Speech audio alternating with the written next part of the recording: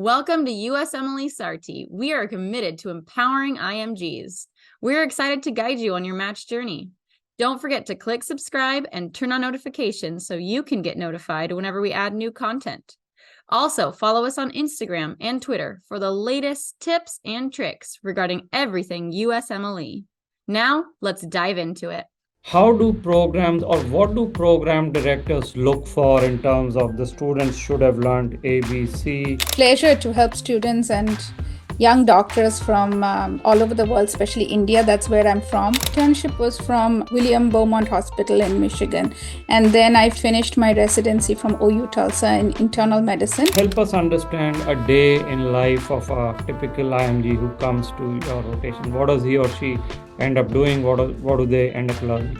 Cultivate coming from another country, because every country has their own system of education. Welcome everyone. Today we have Dr. Nilangina Bose, who's been helping our students through her rheumatology externships hands-on in the Houston area, and we wanted to sit down with her to understand what students should be able to learn from her rotations and how this rotation will be very useful to them. So, Dr. Bose, welcome, and we are very glad to have you here. Thank you so much. It's an absolute pleasure to help students and young doctors from all over the world, especially India. That's where I'm from. So our clinic definitely offers a very specialized, personalized, hands-on experience in our rheumatology clinic. And I think we've had very good feedback from prior observers where they've all had a great experience. So, Dr. Bose, before we get started, why don't we get to know you a bit more, where you did your residency, fellowship, and then we can dive in. Sure. So I actually did a year. My internship was from William Beaumont Hospital in Michigan. And then I finished my residency from OU Tulsa in internal medicine. And then I proceeded to complete my rheumatology fellowship from Cleveland Clinic. And then I've worked in a variety of settings. So I've been the Veterans Affairs. Then we moved to Houston, and I was with the University of Texas Medical Branch, and then finally started my own clinic in 2022. Okay. So now coming to the rotations, and especially because we help a lot of IMGs. So help us understand a day in life of a typical IMG who comes to your rotation. What does he or she end up doing? What do they end up learning?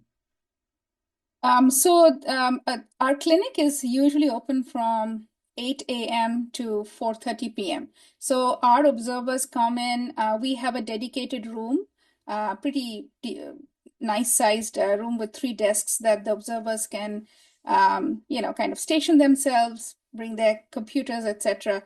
But they typically start off the day by learning about the patients we're going to be seeing. So they have access to our electronic medical record system, which is eClinicalWorks. They're able to look up the schedule. They're able to read up on the patients ahead of time if they wish.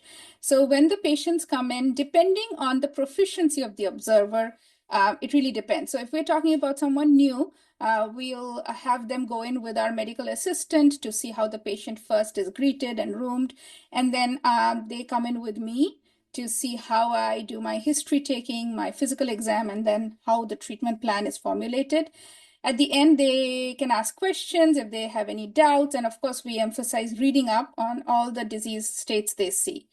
So that's pretty much what happens. So, if I see between 15 to 20 patients a day, they're not expected to come in with me on every patient. If they need a break, we are very flexible.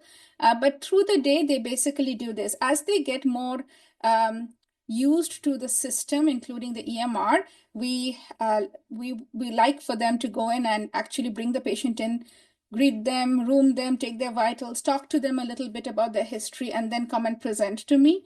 And depending on how interested the observer is, if they want to come up with a plan, that's fine. I can sit and listen to the plan. We, of course, want to respect time. So we want to make sure everything is done in a timely manner. And I'm very open, and everyone's very friendly and helpful in the clinic. So the observers don't feel burdened or stressed because of the expectations. So just to summarize, depending on the interest and skill and experience level of the students, they can take added Yes, responsibilities. correct. Okay. So that's very good to know. Now, in terms of the patient pathologies, what are we looking at? So we have a very typical outpatient rheumatology practice in the US. So the patients can vary from simple things like osteoarthritis, bursitis, to complicated cases like rheumatoid arthritis, lupus, psoriatic arthritis, even gout. And on top of that, since we have an infusion suite in our office, the students do have the chance to go see how infusions are done and talk to our infusion nurse as he prepares the infusions. Okay. Now, obviously, the students, want to use this experience as part of their ERAS application and interviews. So, how do programs or what do program directors look for in terms of the students should have learned A, B, C in terms of either communicating with the patients, demonstrating empathy, clinical skills, etc. What do you think the program directors look for when they look this USCE that the student may have done? I think program directors, this probably hasn't changed in the last 20 years since I first was applying. So program directors are looking for doctors and clinicians who are going to be, number one, be able to work as part of the team, be open to learning, be kind and have great interpersonal skills, and carry the program name forward. So they have to be the kind of students who are willing to learn and adapt. And I think these are skills that are hard to um, cultivate coming from another country, because every country has their own system of education. So I think these are the things that all programs are looking for, whether it be for residency or fellowship. Yeah.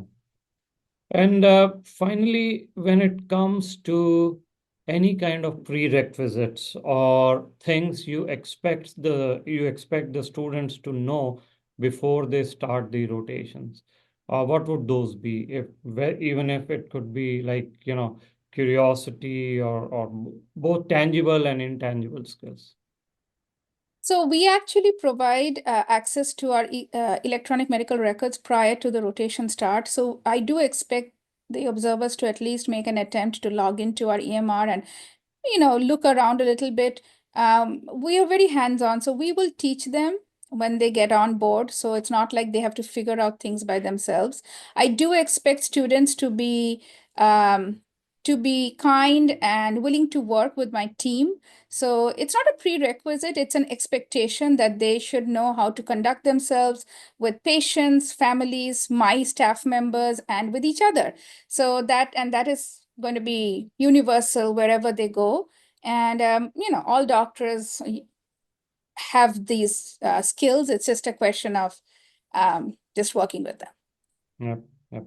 I guess in terms of the logistics, housing situation, typically when students come to your clinic, do they live walking distance close by? Because many students cannot drive in the US. So I just wanted to get it out. Houston is not a very walkable city, and neither does it have good transportation, public transportation. Everything is dependent on cars. So we've had quite a few students rotate through us in the last year or so, and I've gotten feedback regarding housing. So there are some Airbnb options close by, probably not walking, but maybe 5 minutes by Uber. A lot of students have actually opted to stay, say, in downtown area and just Ubered. And since we are very flexible with the time, they can, opt to come in super early or a little bit later to avoid rush and paying a higher fee. So I think, we've had good recommendations from our prior observers about housing, which is very important. Yeah, probably we'll get those from you and put it on the website so it becomes easier for the students. Yes. Well, thank you, Dr. Bose. This was very, very helpful, and I'm sure students will find it useful as they are finalizing their rotations. So thank you for your help. Thank you. Thank you. Thank you so much for watching. We hope that video provided valuable insights for your journey. Don't forget to subscribe to our YouTube channel and follow us on Instagram and Twitter. And check out our website for details on how we can guide you to a successful match.